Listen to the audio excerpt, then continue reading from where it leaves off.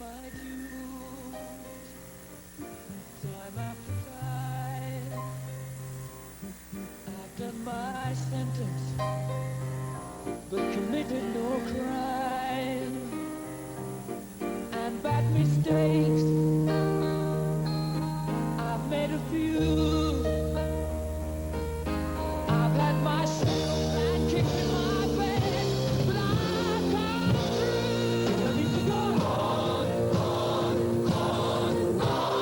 We are the champions, my friend, and we'll keep on fighting till the end. We are the champions. We are the champions. Luther, Luther, 'cause we are the champions of the world.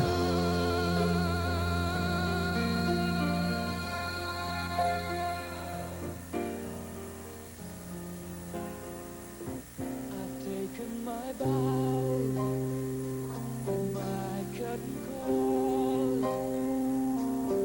You brought me fame and fortune and everything that goes with it.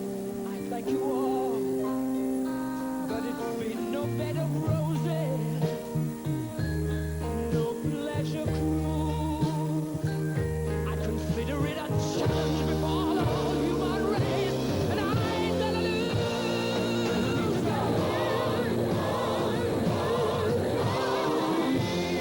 We are the champions, my friend.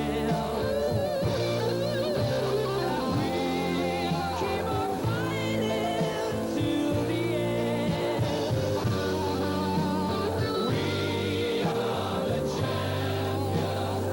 We are the champions. We are the champions of the world, the champions, my friends. And we'll keep on fighting till the end. We are the champions. We are the champions. We are the champions.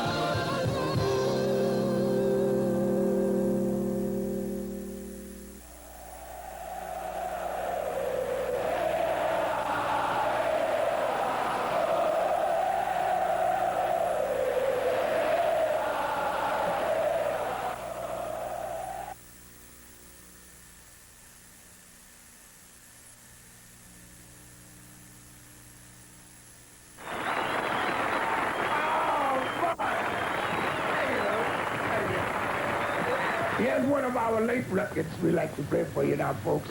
And it's a beautiful number called What a Wonderful World.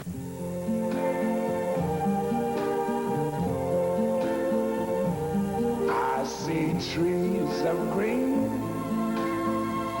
red roses too. I see them bloom for me and you. And I think to myself, what a wonderful world.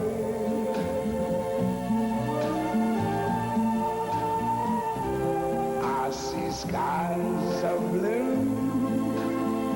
and clouds of white, the bright blessed day, the dark sacred night. And I think to myself, what a wonderful world.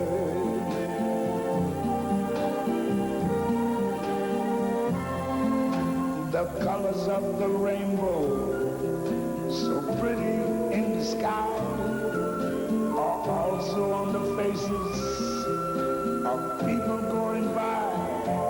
I see friends shaking hands, saying, how do you do? They're really saying, I love you. I hear babies cry.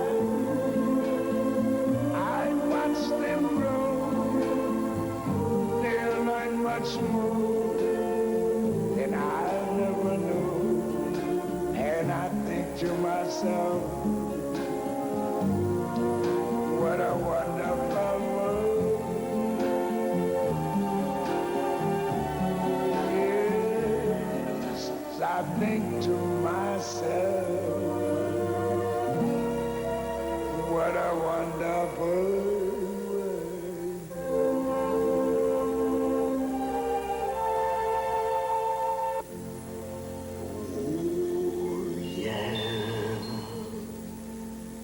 Was Louis B. Armstrong, the great Satchmo.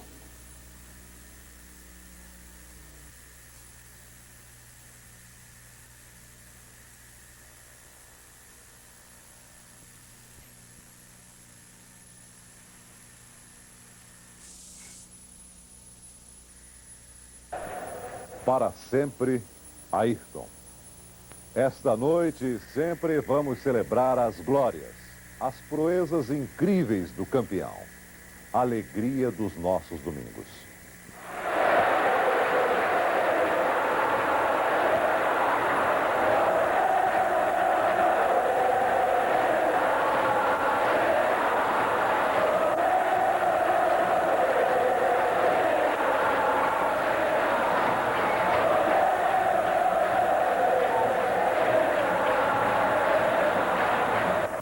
Um bom começo.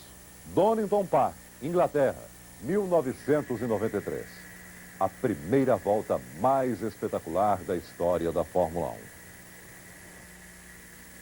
1. Senna larga na quarta posição, pode perder a quarta posição.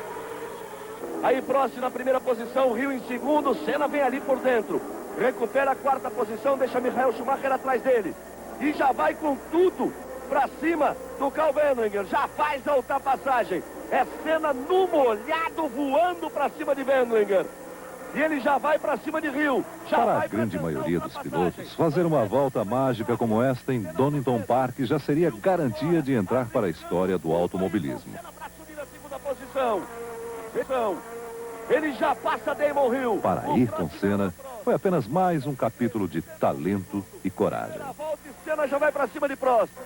Senna, Prost, Senna, Prost, Senna por dentro, Prost força, quase se tocam no hairpin, Ayrton Senna vai para a ponta. Ayrton Senna já assume a ponta no Grande Prêmio da Europa. Donington Park, 1983. Ayrton Senna vai entrar num carro de Fórmula 1 pela primeira vez, a Williams de Keco Rosberg. Fiz aqui em Donington, eu ganhei. Em 81 de Fórmula Ford, em 82 de Super Ford e esse ano de Fórmula 3. E aquilo era o primeiro grande sonho, né? Sentar num carro de Fórmula 1. Ele chegou com extrema confiança, não me esqueço dessa imagem, parou embaixo do carro, deu 2 tapinhas no aerofólio e disse, é hoje. É hoje. Se vestiu, vestiu a balaclava, vestiu o capacete, foi pra pista e bateu o recorde na pista, só. E aí eu pensei, esse ninguém segura. Não vai ter ninguém igual. Vai ser campeão, vai seguir, vai quebrar os recordes, vai ser o maior de todos os tempos. Ultrapassar. Ayrton Senna dominou como nenhum outro piloto esta arte. As primeiras a chamarem a atenção do mundo aconteceram há 10 anos em Mônaco. O atrevido brasileiro de capacete amarelo não quis saber dos pilotos de ponta da época e tomou o segundo lugar do tricampeão Niki Lauda. Vai com muito apetite e passa por Niki Lauda! Quando se preparava para tomar a ponta do futuro rival, Alain Prost, Ayrton sentiu pela primeira vez a força dos cartolas da Fórmula 1. A corrida foi interrompida.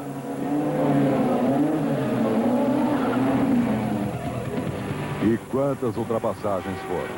Uma delas, o inesquecível drible no mesmo Prost, no final da reta de Hungaroring, em 88. A passagem de Prost. Prost sai à frente para fazer a ultrapassagem.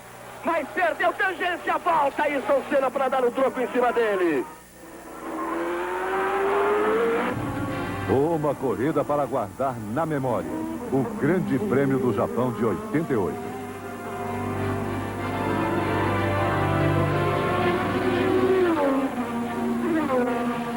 Senna tinha que vencer. Tendo que vencer, começou como ele sempre fazia, na pole position. Largada, o motor vai abaixo. Todos partindo, todos indo embora, todos deixando Senna para trás, como se deixassem também para trás o sonho do menino de ser campeão do mundo. Senna fechou a primeira volta na 19ª posição. E aí alguma coisa aconteceu, talvez uma força maior, mandou uma chuva suave, fina, não para encharcar a pista não, só para fazer a diferença entre os dois. Prost tirou o pé, Senna apertou mais, se aproximou e quando ele chegou a chuva parou. Deixou a luta em igualdade de condições. Sem sombra de dúvida, foi a maior corrida de um piloto de Fórmula 1. Ayrton Senna, ergue o punho, vibra, é a vitória, Ayrton Senna, do Brasil! Campeão mundial de 1988! O Autódromo de Suzuka também foi palco da derrota mais sofrida da carreira de Ayrton. Ele vinha numa outra luta com o Prost e aí era só vencer ou vencer. Se ele não vencesse, não teria mais chance no campeonato. Ele vem, vai fazer a ultrapassagem na freada da chicane, Prost joga o carro em cima dele, o Senna voltou por trás da chicane, sem o bico, entrou no box, botou o bico do carro, saiu recuperando posições e no final, nas últimas voltas, penúltima volta, ele fez a ultrapassagem em cima de Alessandro Nannini do mesmo jeito, no mesmo local e ganhou a corrida. Foi para o pódio e os cartolas tomaram a vitória dele. E um arrependimento. Será que Ayrton costumava fazer autocrítica? Acho muito difícil determinar com arrependimento do Ayrton Senna na pista. Ele não gostava de falar muito dos seus erros ou das coisas que tivesse feito de forma não muito correta.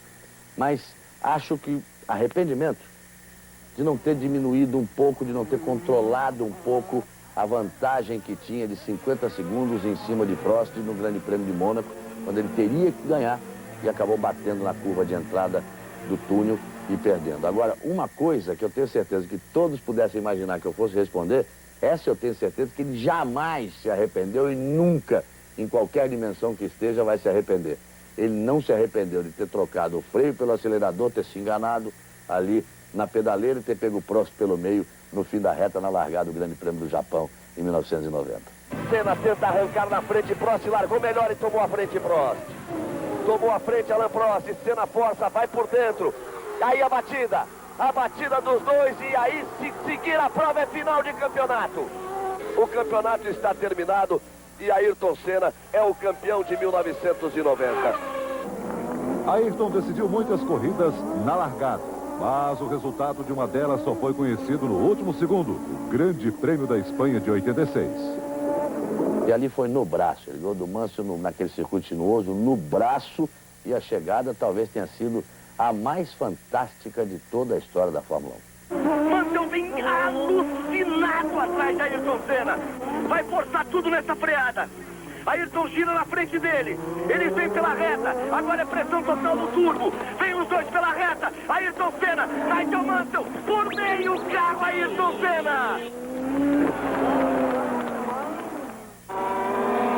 Foi também em Jerez, um ano depois que Ayrton mostrou sua incrível capacidade de se manter na ponta, mesmo com carro inferior.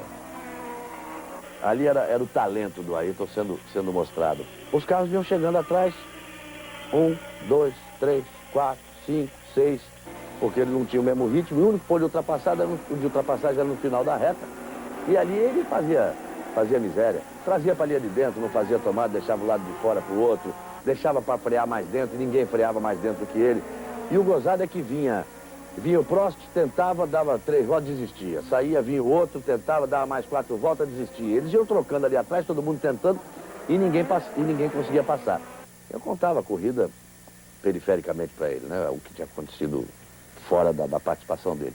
Ele abrindo um sorriso, assim como gostando da história que ele estava fazendo com todo mundo, e ele me dizia, conta mais, que ele, satisfeito da vida, eu contava, conta mais um pouco, e por aí nós fomos conversando. Mas em algumas corridas, Ayrton não precisou sair do carro para sentir as paixões que despertaram. Uma delas foi o heróico Grande Prêmio do Brasil de 91. Acho que o Grande Prêmio do Brasil, quando ele ganhou naquelas condições, e foi o primeiro, né, que ele ganhou, de chegar com a sexta marcha, teve gente que duvidou, né, que disse assim, piada é impossível alguém dirigir um Fórmula 1 com a sexta marcha, mas tá bom. E eu me lembro que ele disse que chegou um determinado momento em que ele falou, não, eu vou parar, não dá mais. O corpo não resistia e as condições do carro não permitiam. Mas aí veio aquela força interior dizendo, não, eu estou atrás dessa vitória há tanto tempo, eu não ganhei no meu país. e olhava a arquibancada e as pessoas, e foi.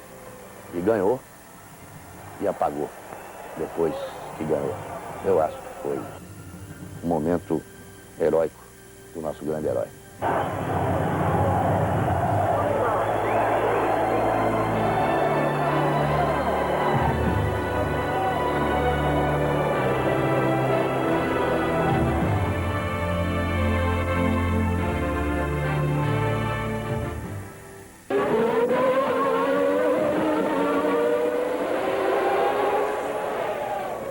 África do Sul, 93.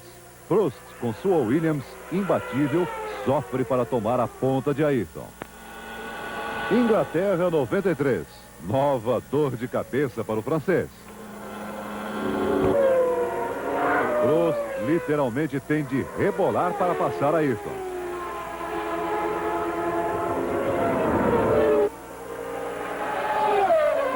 Para Ayrton bastava uma tênue chance de permanecer na ponta entre 1000 outras de ficar para trás.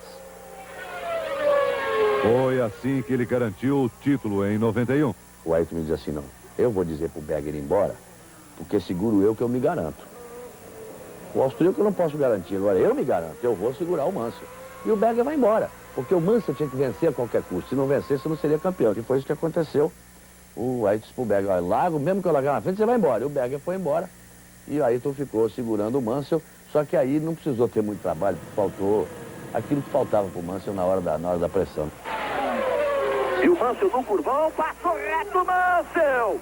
Passou reto Mansell! Acaba o campeonato mundial porque aí ele não consegue mais voltar! As brigas espetaculares foram com Mansell, mas quem Ayrton mais respeitava era outro piloto. Senna teve grandes adversários.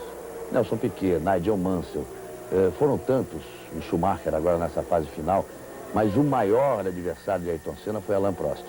E sem sombra de dúvida, foi aquele que ele mais respeitou. Porque várias vezes me disse pessoalmente, eu sou testemunha disso. Dizia, esse francês, ele é fantástico. Ele é o melhor.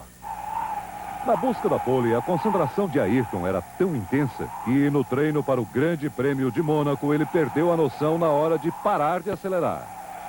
Ele dizia que já tinha conquistado a melhor volta, mas ele continuou. E cada vez baixava mais o tempo, e cada vez baixava mais o tempo. Chegou a 2 segundos de diferença do segundo, e aí de repente ele disse que não dirigia mais o carro, não era mais a pista. Ele entrou numa outra dimensão, andava como se fosse num túnel, cada vez mais rápido, numa coisa completamente fora dos padrões normais, dos parâmetros. O impressionante é isso, é a própria declaração de Senna dizendo, eu estava numa outra dimensão. Vontade incrível de vitória, uma garra, determinação, um desejo superior de atingir um objetivo. Mas Ayrton também já se deu ao luxo de relaxar em pleno cockpit. Foi no GP da Austrália em 85. Mas a corrida da Austrália em 85 foi um dos maiores espetáculos da Fórmula 1. Ele andou por fora da pista.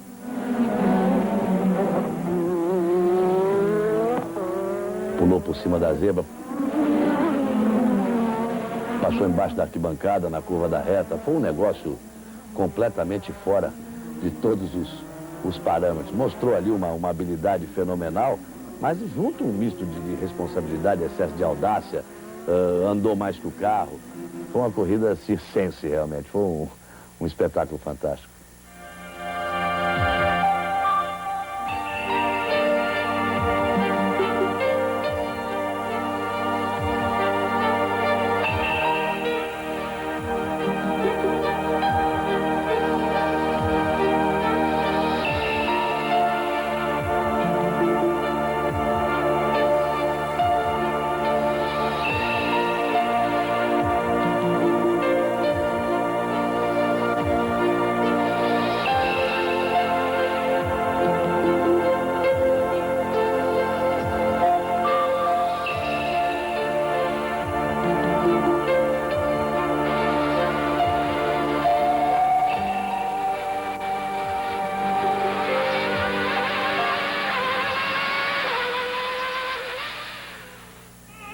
Circuito de Jerez, setembro de 89. Martin Donnelly sai com sua Lotus para treinar.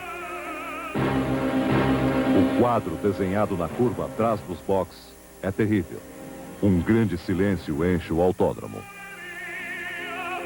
Os olhares procuram a mulher de Donnelly e o Dr. Sid Watkins.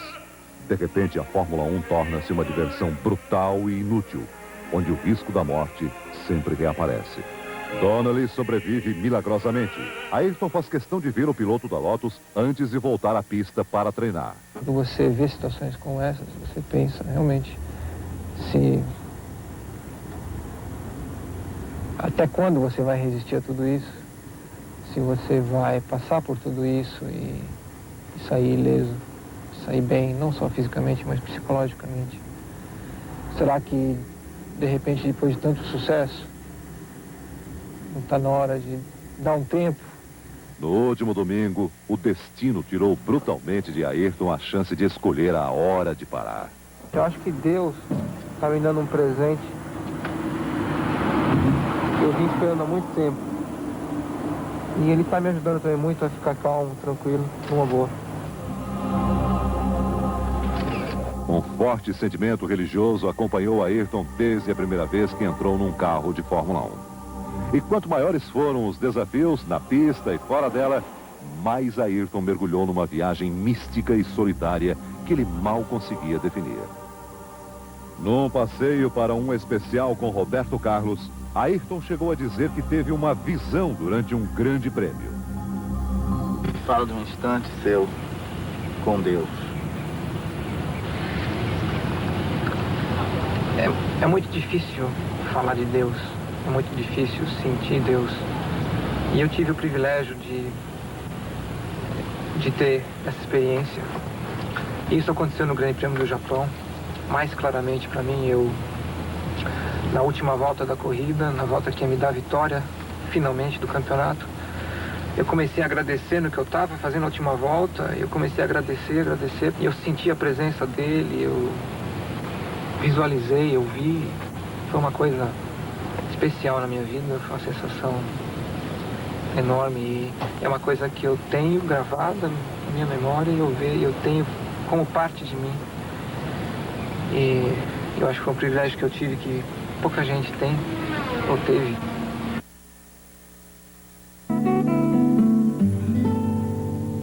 Eu vi o menino correndo,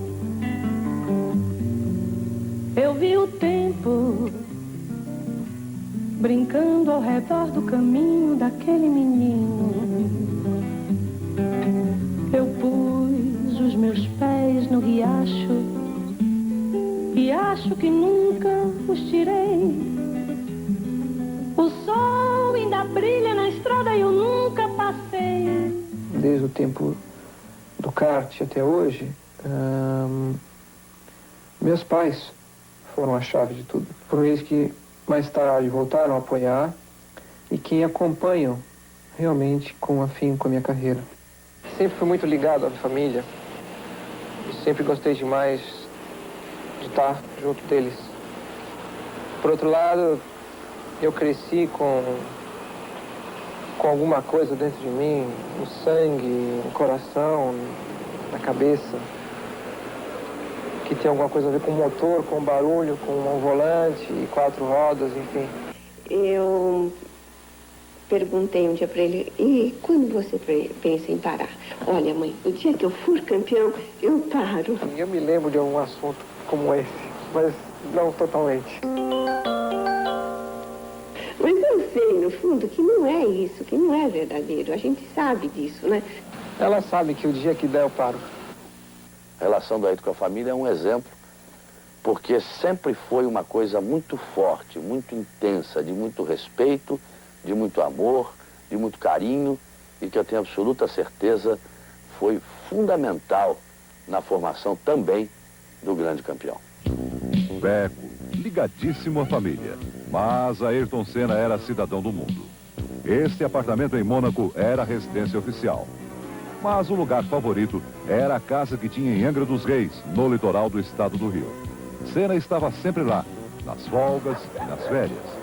Um descanso sempre em alta velocidade, na lancha, no esqui aquático, no jet ski. Às vezes se permitia ficar simplesmente boiando na água, mas era raro. O tricampeão da Fórmula 1 voava nas pistas e nos ares. Era capaz de levar na ponta dos dedos um caça F-5 supersônico. Senna tinha um jatinho. Quando voltou com o título de tricampeão mundial, entrou no espaço aéreo brasileiro com uma escolta triunfal. Jatos da Força Aérea Brasileira. É um presente muito especial para mim e eu agradeço de coração.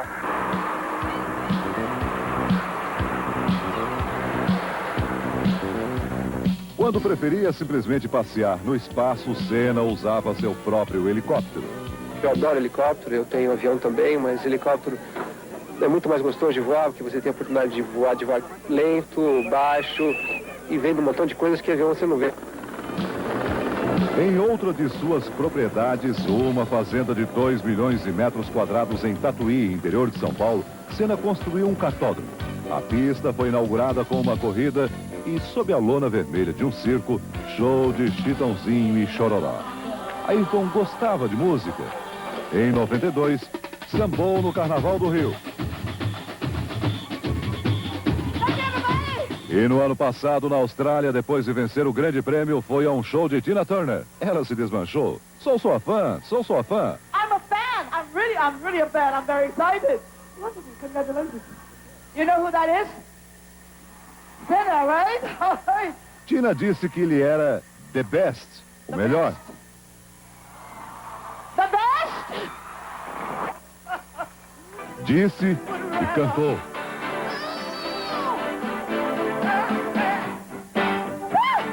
Ayrton Senna era moleque fora da pista.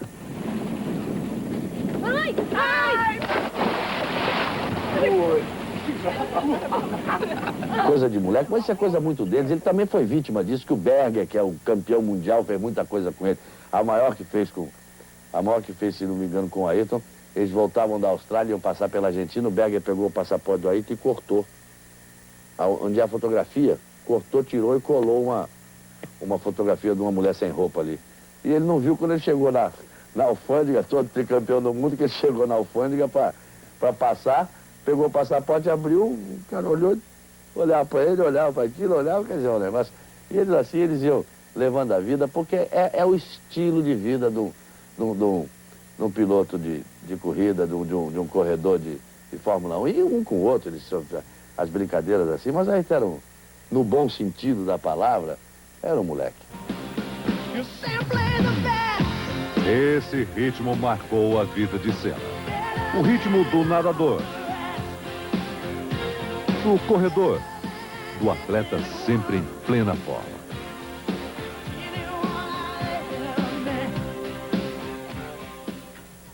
Senna sempre foi muito reservado quanto à sua vida pessoal. Casou-se muito jovem e logo se separou. Não gostava de falar de namoros, mas um dia contou que tinha um sonho. Carro de Fórmula 1 com 2 lugares e eu poder pegar esse carro sem ninguém em volta, sem ninguém por perto e botar meu amorzinho dentro e dar uma volta com ela. Quando namorou Xuxa, foi impossível manter o romance em segredo. Não foi com ela que realizou seu sonho delirante, mas o coração certamente acelerou ao ver a amada pilotando um kart. E quando apareceu ao lado dela num programa de Natal na Rede Globo, foi um sufoco. Doce sufoco. Agora, pra minha descoberta de 88, Feliz Natal, Feliz Ano Novo, Feliz 90, Feliz 91, Feliz 92, Feliz 93.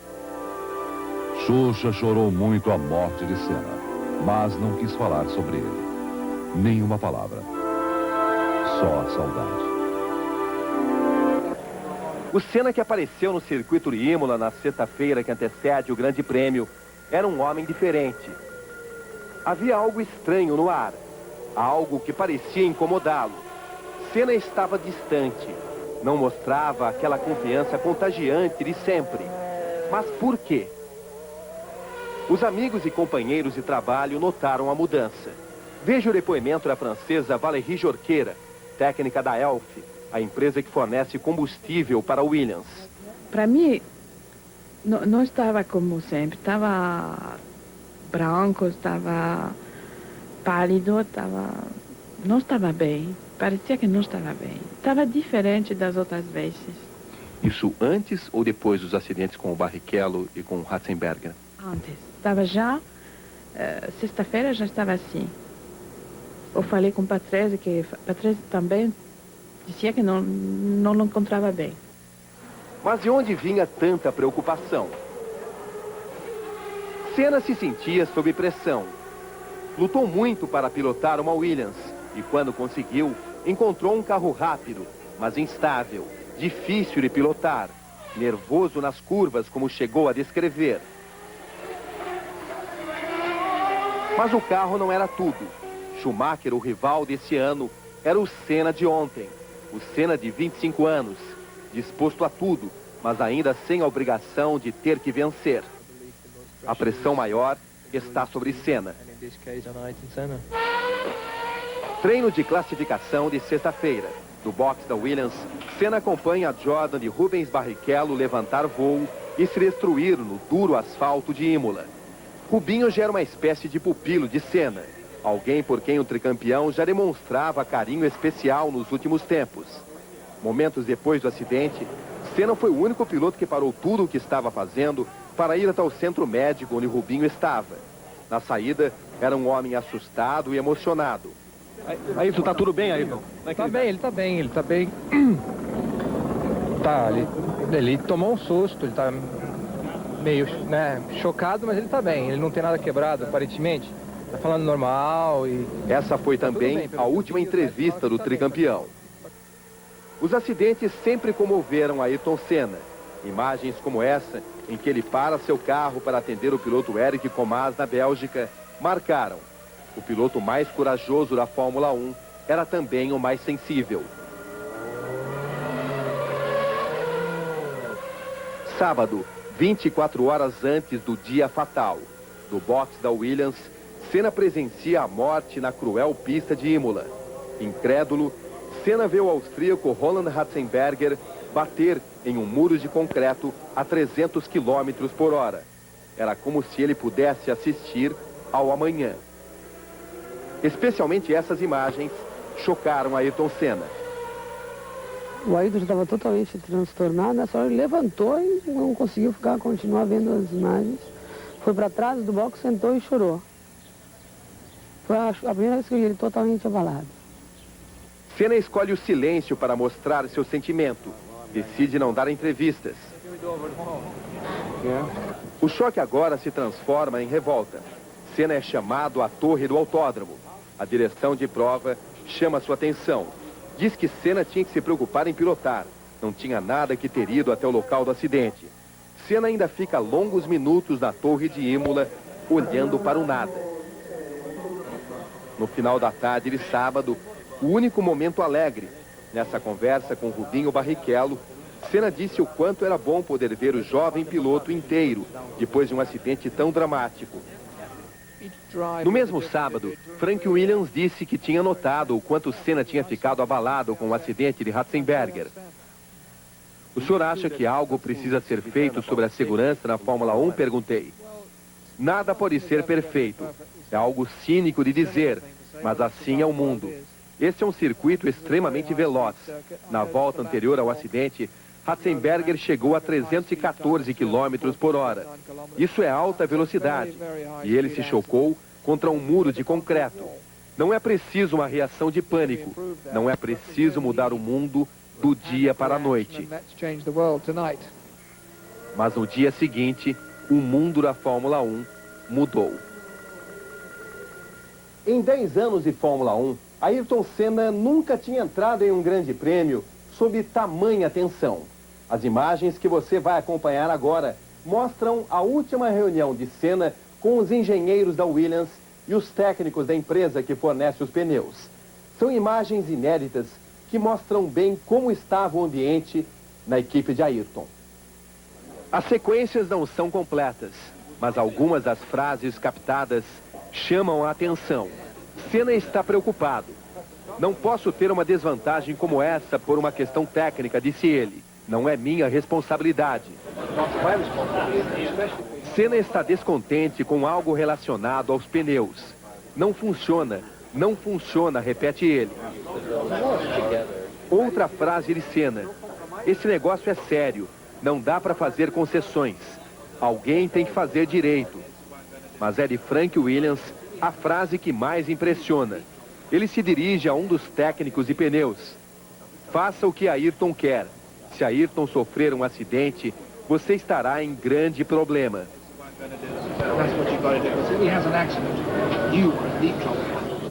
Um dia depois, Senna deixou o box da Williams para se preparar para a largada do Grande Prêmio de San Marino. Claro que ele se assustou com o acidente do Rubens Barrichello, tanto que quis entrar no hospital, não deixaram, ele pulou o muro para entrar. É claro que ele se chocou com a morte do Ratzenberger. É claro que ele falou sobre isso. É claro que ele tentou usar a sua força de tricampeão para já conseguir algumas modificações, mas daí a dizer que ele estava com medo de correr e que ele previu a morte, isso chega ao absurdo, que é o maior exemplo. Além de nós termos conversado normalmente, dele ter tomado vinho no sábado, meio copo, para brindar o aniversário do Joseph, de ter falado de planos futuros, que é o exemplo maior, ninguém ouviu falar nisso. Antes da corrida, ele pediu ao seu manager: Julian, vê se me arruma aí uma bandeira da Áustria, porque eu vou ganhar a corrida e queria carregar a bandeira da Áustria e prestar uma homenagem ao Ratzenberger. Acho que não preciso falar mais nada.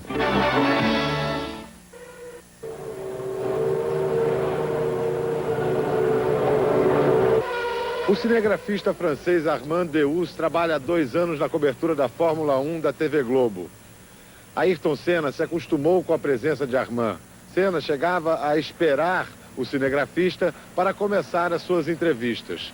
No domingo passado, poucos minutos antes da corrida, Armand estranhou a atitude do piloto brasileiro. Habituellement, Ayrton Senna vient pas aussitôt dans le garage. Ayrton Senna não costumava ficar muito tempo dentro da garagem, conta Armand. Eu me surpreendi. Ele ficou 7, 8 minutos ali, diante do carro. Ele sempre olhava para os pneus, o cockpit e logo botava o capuz, o capacete. Em no máximo 3 ou 4 minutos. Máximo 3, 4 minutos. Ele était rapide. La Fórmula 1, c'est comme une famille. A Fórmula 1 era uma grande família brasileira. Pilotos, jornalistas. E Ayrton era o pilar dessa família, diz o francês Deus. De 15 em 15 dias, 16 vezes por ano, todos se reencontravam. 16 fois dans l'année, pendant quelques jours, tout le monde se retrouve aux 4 coins du monde. Agora vai ficar um vazio.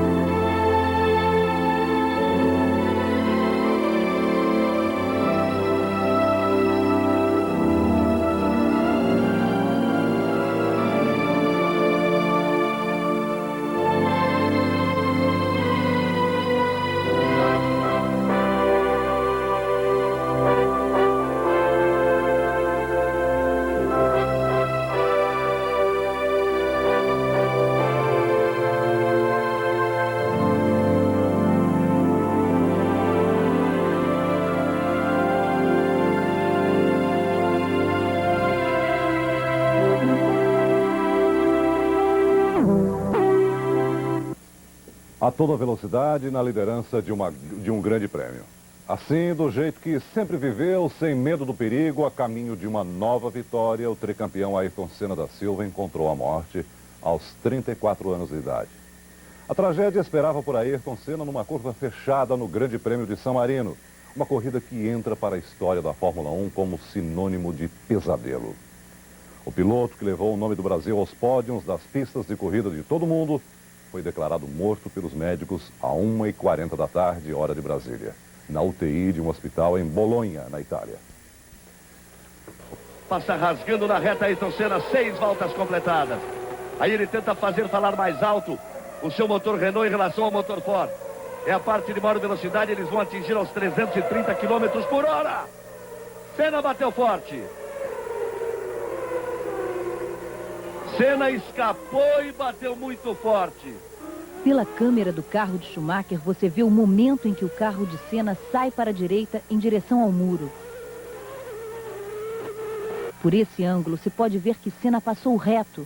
Quem vem atrás desvia do que voa do carro de Senna. Os fiscais agitam as bandeiras, mas não chegam muito perto. Senna está imóvel. Faz apenas um ligeiro movimento com a cabeça. A equipe médica demora a chegar. E não chega absolutamente ninguém. Os médicos demoram exatamente 1 minuto e 40 segundos para fazer os primeiros socorros. Nos boxes da Williams, a desolação. Ainda na pista, jacem a parte de cima do macacão, Senna sofre uma traqueostomia para tentar melhorar a respiração dele. O sangue no chão já dá a dimensão da gravidade do acidente. 6 minutos depois do choque, pousa na pista o helicóptero da UTI. Senna ainda demora a ser colocado na maca. Somente 15 minutos depois do acidente, ele seria levado para o Hospital Maggiore de Bolonha. Óleo na pista, quebra na suspensão, falha na aerodinâmica. Qualquer que tenha sido a causa do acidente, Ayrton Senna morreu porque tentava vencer mais uma vez a temida curva Tamburello, uma das mais perigosas da Fórmula 1. A trágica história da Tamburello começou a ser escrita em 87 com outro brasileiro pilotando também uma Williams. Foi ali, no mesmo ponto em que Senna passou reto, que algo se quebrou na suspensão traseira da Williams de Nelson Piquet. A batida foi tão violenta que afetou para sempre sua capacidade de guiar. Em 89, foi também ali, na mesma Tamburello, que outro defeito misterioso lançou a Ferrari de Gerhard Berger direto contra o muro, num acidente assustador. O cenário do acidente de Ayrton Senna foi idêntico. Não há qualquer sinal de manobra do piloto. Apenas uma violenta guinada na trajetória, típica das que são provocadas por falha mecânica. E um carro totalmente fora do controle do piloto, seguindo direto para o muro de concreto. Veja de novo como, de repente, a Williams de Ayrton sai do traçado da curva e desaparece do campo visual de Schumacher. As imagens não deixam claro se foi quebra de suspensão, perda de peça aerodinâmica ou óleo na pista. O que fica claro é que Ayrton Senna foi uma vítima impotente do carro, na última curva de sua vida.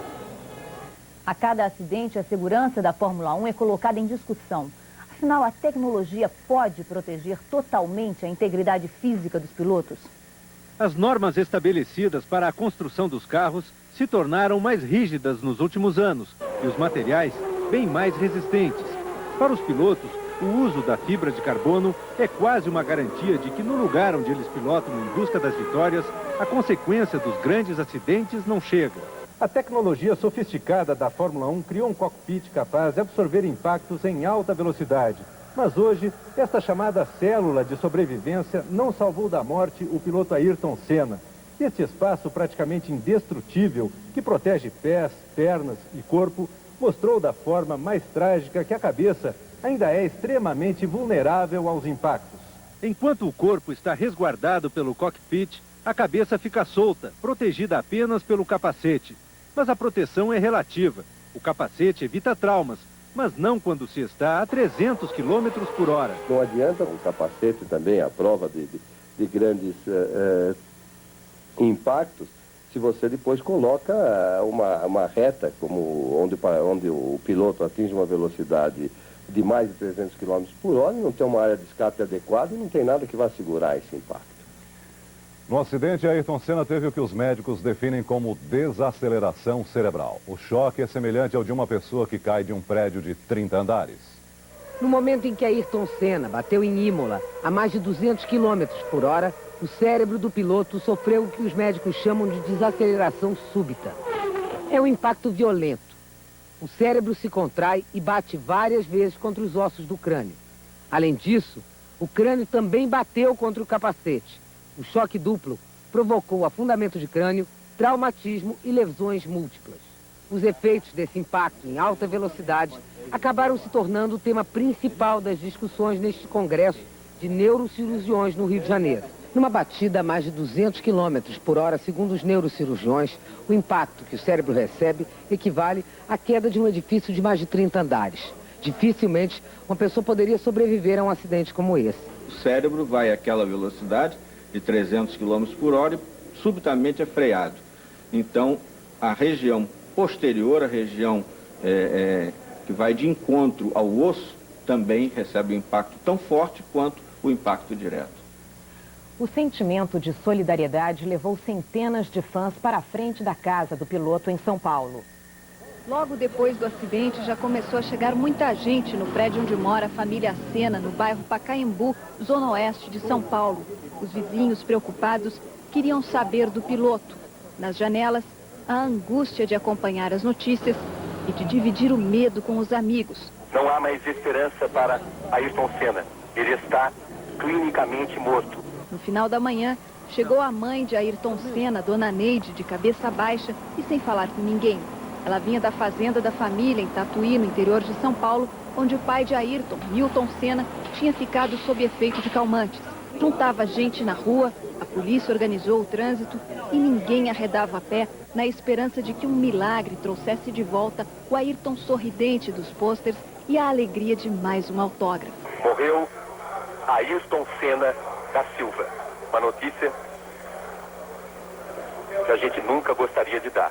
Morreu Ayrton Senna.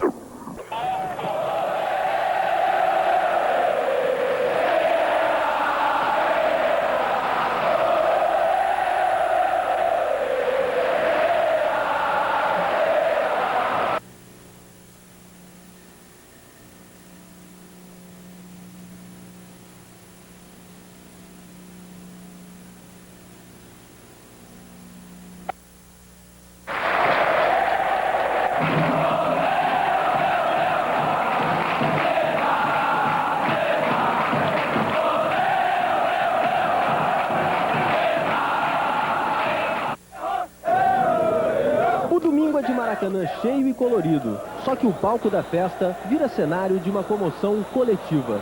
Torcedores de Vasco e de Flamengo se perguntam nervosos, mas não é boato. Rápidas como o próprio Senna, as homenagens vão surgindo. No rabisco improvisado, no boné, na foto sobre a camisa, no cartaz, nas palavras. Desde que eu acompanho a Fórmula 1, eu sempre acostumei a ver o Ayrton Senna ganhando. É triste. Os jogadores chegam ao Maracanã derrotados pelo constrangimento do artista, que tem show em dia fúnebre. A morte de uma pessoa, um ídolo como é Ayrton Senna, é como se fosse uma pessoa da nossa família e só deixa a gente, num momento desse, com uma tristeza muito grande. Há menos de 2 semanas, Ayrton Senna dava o pontapé inicial para o amistoso entre a seleção brasileira e um combinado francês em Paris. Um momento para ficar na lembrança do zagueiro do Vasco e da seleção brasileira, Ricardo Rocha.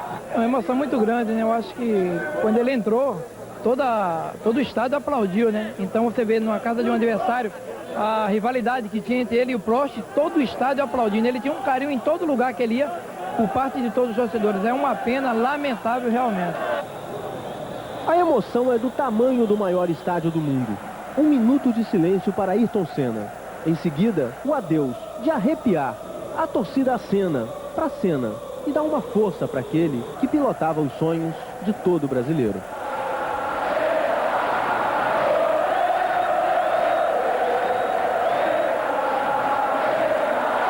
Sexta-feira passada, um Ayrton Senna preocupado corre pelos boxes em busca de informações.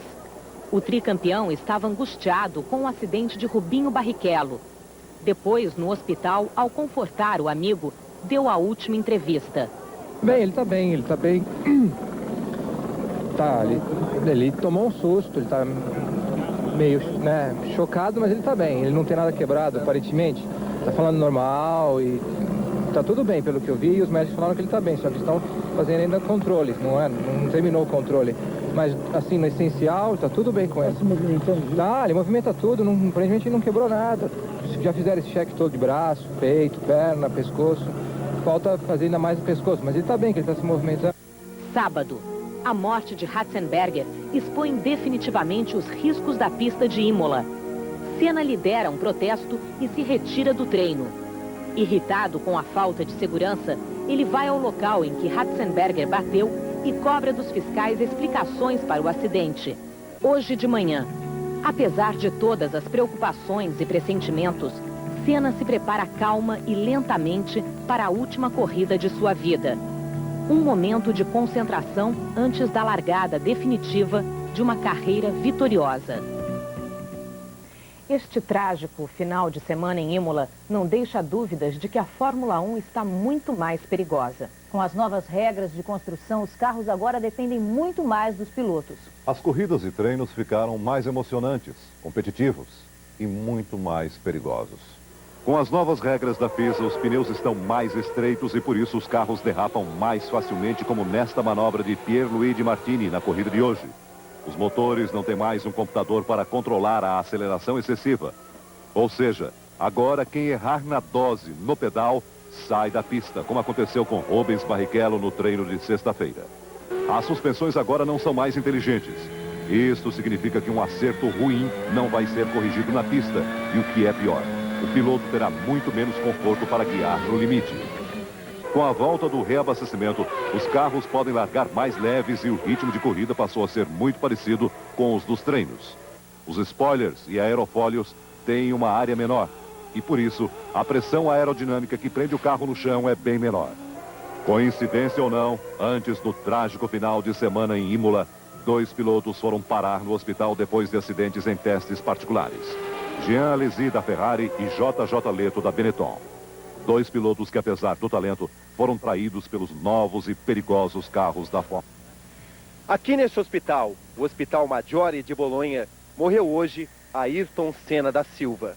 Ayrton chegou ao hospital trazido de helicóptero do Autódromo de Imola exatamente às 9h40 da manhã, horário de Brasília.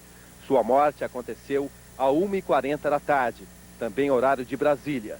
Durante 4 horas, os médicos italianos lutaram para salvar o tricampeão, um homem cuja vida foi feita de glórias e coragem. Esses foram os últimos momentos de Ayrton Senna da Silva.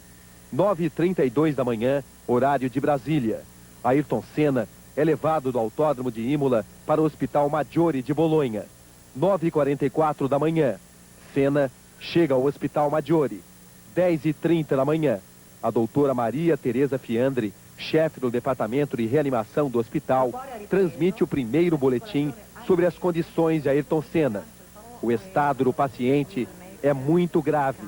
Sofreu um trauma muito grande no crânio, com fraturas múltiplas. Está em estado de coma profundo. Tinha sofrido também diversas paradas cardíacas. 11h20 da manhã, segundo o boletim médico. Dessa vez, uma junta vai se pronunciar. A doutora Maria Tereza Fiandri está agora acompanhada por Franco Baldoni, responsável pela área de cirurgia geral, e Álvaro Andreoli, neurologista-chefe do hospital. As notícias que temos para dar, diz a doutora Fiandri, não são boas. Ayrton Senna apresenta um quadro de trauma craniano extremamente grave. O doutor Baldoni explica que Ayrton não tinha traumas torácicos ou abdominais. O problema era puramente neurológico. Senna apresenta hemorragia na artéria temporal superficial, um quadro dramático de fraturas múltiplas na base do crânio. A morte clínica do piloto brasileiro Ayrton Senna aconteceu às 6 horas da tarde, horário da Itália, 1 da tarde, horário de Brasília. O anúncio aconteceu 5 minutos depois e foi feito pela médica Maria Teresa Fiandri, chefe do Departamento de Reanimação do Hospital Maggiore de Bolonha. Comunicamos que os últimos exames realizados mostram que Ayrton Senna apresenta um quadro de morte cerebral. 1h55 da tarde, horário de Brasília. A doutora Fiandri comunica que às 6h40 da tarde, horário da Itália, 1h40, horário de Brasília, o coração de Ayrton Senna da Silva parou de bater. Ayrton Senna morreu. Morreu Ayrton Senna da Silva. Uma notícia que a gente nunca gostaria de dar. Todos choraram muito, como essa garotinha de 4 anos ao ver uma foto do piloto. Os fãs de Senna ficaram inconformados. Eu não acredito que o melhor piloto do Brasil morreu. Eu não acredito. Em frente à sede da torcida, 300 pessoas interromperam o trânsito e, de alguma maneira, tentavam homenagear o tricampeão mundial. A gente colocou ele num pedestal e a gente achava que com ele era inatingível, nada aconteceria com ele. Realmente estou muito ruim mesmo, não só eu, como todos os brasileiros. Nós não vamos deixar ele ser esquecido como acontece com tantos ídolos nesse país. A ideia é criarmos um memorial do Ayrton. Não sei se vai ser aqui ou em outro lugar, mas nós temos uma quantidade muito grande de fotos e pretendemos criar um memorial para ele, porque é uma pessoa que merece ser lembrado por muitos e muitos anos, por outras gerações, inclusive. Ayrton Senna sempre correu no limite. Foram 10 anos de Fórmula 1, 10 anos de velocidade. Atrevimento, coragem e talento era a fórmula de Senna. O estilo agressivo sempre trouxe vitórias e riscos para o piloto. Foram 23 acidentes em 161 grandes prêmios. Em Hockenheim, ele sofreu o primeiro acidente ainda quando corria pela Toleman em 84. Depois vieram as vitórias e foram muitas. Acidentes nem tantos. No Grande Prêmio do México em 91, a McLaren de Senna capotou. Ainda neste ano, um perigoso acidente num treino em Hockenheim. No ano seguinte, no mesmo Grande Prêmio do México, acidente na curva do S e Senna bate na mureta de proteção. Em 93, Ayrton Senna já era já era o melhor. Com um carro menos veloz, tentava ultrapassar limites. E acidentes aconteciam como no treino oficial do Grande Prêmio de Mônaco, ano passado. Este ano, Senna realizou um sonho. O que era considerado o melhor carro ficou com o melhor piloto. Mas o destino não quis ver Ayrton Senna vencer na Williams. Ele rodou no Brasil. Sofreu mais um acidente em Aida, no Japão. E morreu hoje, 1º de maio.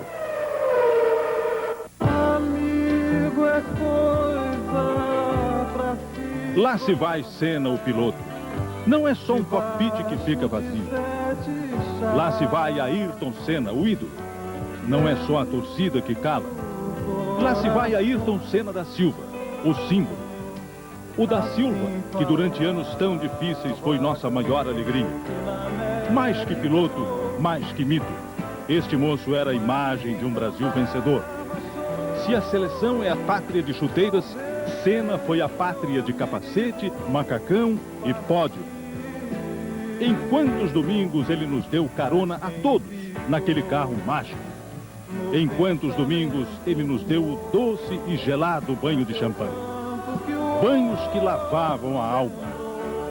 Senna, você não levantava só a torcida, não. Você levantava este país. Uma lembrança que o outro cantou. 11h30 da noite na França, 6h30 hora de Brasília. Se prepara para decolar aqui do aeroporto de Paris o avião da Varig que leva o corpo de Ayrton Senna para o Brasil. A chegada em São Paulo do voo RG 723 está prevista para as 6 horas da manhã. No aeroporto de Paris, os franceses prestam a última homenagem. Os fãs se despedem do ídolo brasileiro.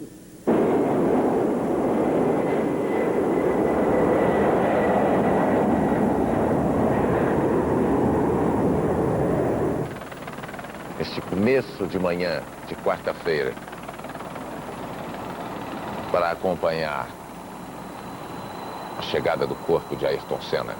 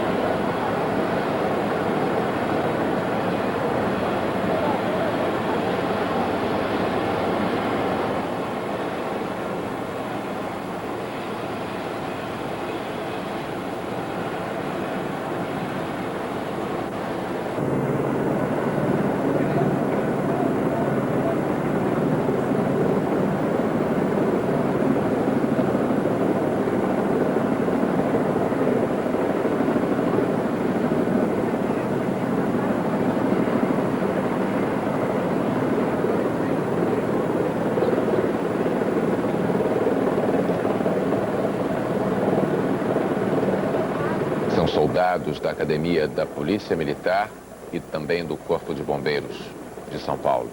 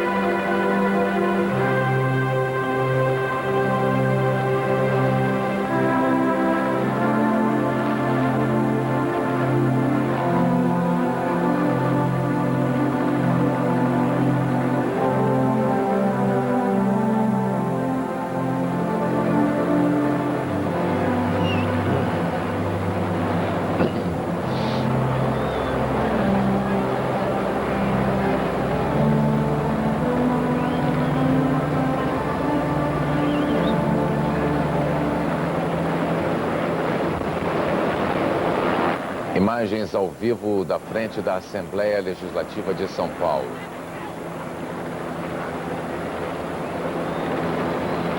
A Guarda de Honra da Aeronáutica conduz o corpo de Ayrton Senna para o Salão Nobre, onde será velado até amanhã.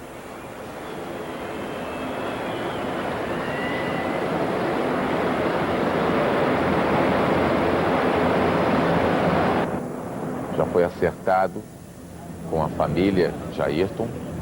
Os parentes vão ficar ali sozinhos, sem a presença da imprensa, durante meia hora, para só depois o salão ser aberto ao público.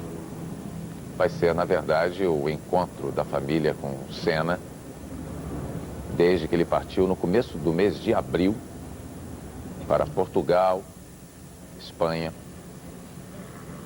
e Itália.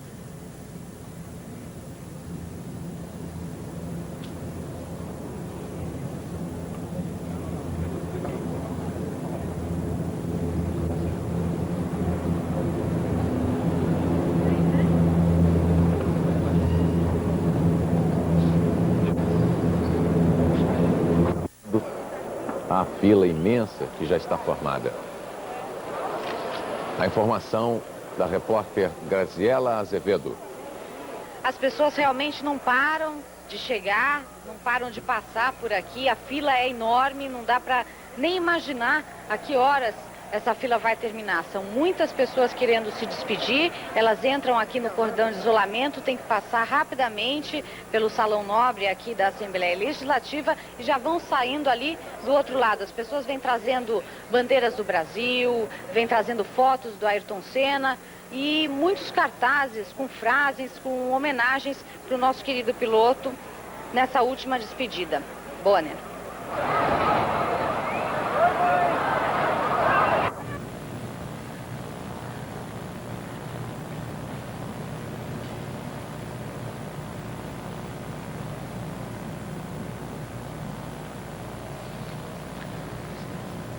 São 9 horas e 41 minutos. Você acompanha aí ao vivo pelo SBT os momentos que antecedem a saída do corpo de Ayrton Senna da Assembleia Legislativa.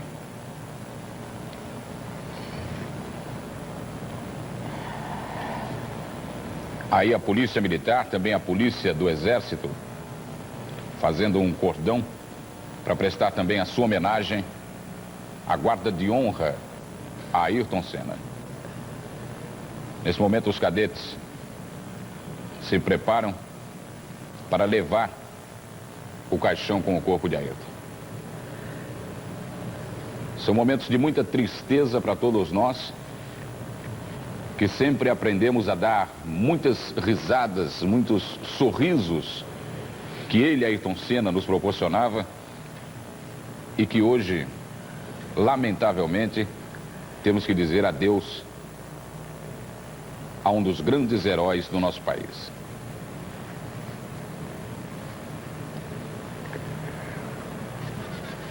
Vamos chamar a repórter Madalena Bonfilioli, que está na frente da Assembleia Legislativa e tem mais informações. É com você, Madalena. Pois é, o caixão está saindo, conduzido pelos cadetes da Academia Militar do Barro Branco, da Polícia Militar. Vem vindo lentamente, vem chegando as flores. Olha, aqui a gente já consegue ver as pétalas de rosa que foram jogadas, já começam a cair. Vai ter pétala de rosa para todo lado. A Polícia do Exército também está posicionada para prestar exatamente o mesmo tipo de homenagem. Lá vem os cadetes da Academia de Polícia Militar do Barro Branco, conduzindo o caixão. Começam os tiros de canhão. Começam os tiros de canhão que vão dando um aperto no coração da gente. A gente vai ouvindo os tiros, vendo essa imagem desse caixão saindo. Tão lentamente vai apertando o coração de todo o povo brasileiro. Acabou o velório do Ayrton Senna. Agora nós vamos a caminho do cemitério do Morumbi, onde ele vai ser sepultado. O segundo tiro e mais um passo. A cerimônia é lenta e é quase que angustiante, porque passo a passo a gente vai sentindo cada vez mais forte essa perda. Saindo daqui da Assembleia Legislativa, que fica próximo ao Parque do Ibirapuera, na zona sul da cidade, mais um tiro e outro passo.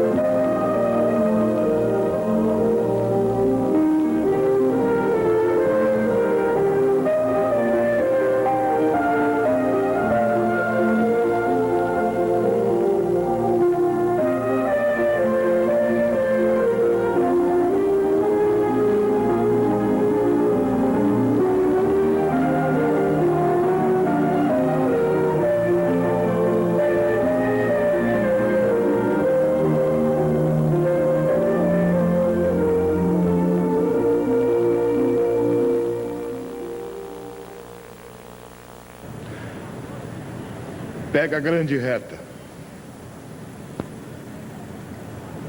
Agita os corações de todos nós. Cresce a vontade da vitória. Acelera Ayrton Senna. Passa passa na curva, passa na reta. O coração da gente bate mais forte. Ele busca a vitória. Se ele é o terceiro, busca o segundo. Se ele é o segundo, busca o primeiro. Ayrton Senna na reta da vitória. Faltam poucos metros para a grande vitória de Ayrton Senna. Faltam poucos metros para que nós, brasileiros, tenhamos a certeza de que o caminho da honestidade vale a pena, que o caminho da dedicação vale a pena, que nós, brasileiros, valemos a pena. A poucos metros da sua grande vitória, Ayrton Senna. O homem que nas curvas e retas conseguiu não só enxergar o detalhe das peças, detalhe milimétrico, como ver Deus. O homem da sensibilidade, do toque fino, da coragem, da audácia. Últimos metros. Está perto da bandeirada. Eu acho que agora o Brasil chora por Ayrton Senna. Talvez ele nunca esperasse essa bandeirada. Promovida por mãos macias, delicadas, tolerantes, apaixonadas pelo ser humano. A bandeirada de Deus.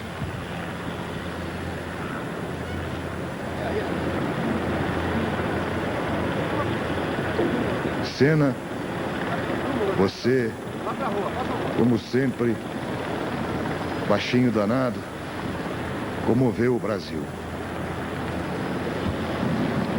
Não foi só São Paulo, não, Senna. A televisão levou a imagem desse seu último circuito para todo o Brasil. Para os campos, para as fazendas, para as praias, para as grandes cidades, para as pequenas.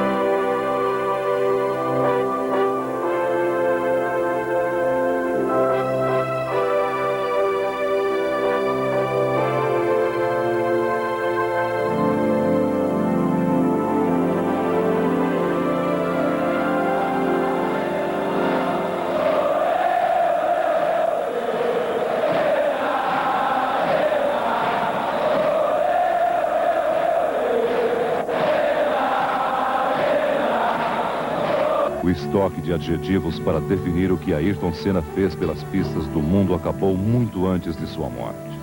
Fenômeno, mágico, gênio. Tudo que se dizia de sua obstinação, do talento natural, do perfeccionismo e da imensa capacidade de concentração era pouco. A intensidade com que Ayrton Senna perseguiu a vitória foi tanta que, no início da carreira, ele fez alguns rivais nas curvas por onde passava. Foi assim com Nigel Mansell, Nelson Piquet e Alain Prost. Desde o início, Ayrton Senna incomodou pelo estilo agressivo, pela ousadia, mas sobretudo porque era inapelavelmente veloz, corajoso e genial. E ele mesmo explicava por quê. Muitas vezes eu encontro meus próprios limites e aí fico numa luta incrível comigo mesmo, em ultrapassá-los, porque o desejo de melhorar é enorme. E então passa a ser uma luta comigo mesmo, uma luta interna. E é uma sensação incrível, porque sou eu, mas eu. Na pista, Ayrton pulverizou a grande maioria dos recordes da Fórmula 1 e, para surpresa dos poucos críticos que restavam, amadureceu. O guerreiro indomável do início dos anos 80 aprendeu a administrar o talento e passou a guiar como um relógio. Perfeito, invencível e arrebatador, mesmo quando não tinha o melhor carro. Quando o fantasma da morte rondava o circo, ele mostrava que também tentava conviver com medo. Quando você vê situações como essas, você pensa realmente se... até quando você vai resistir a tudo isso?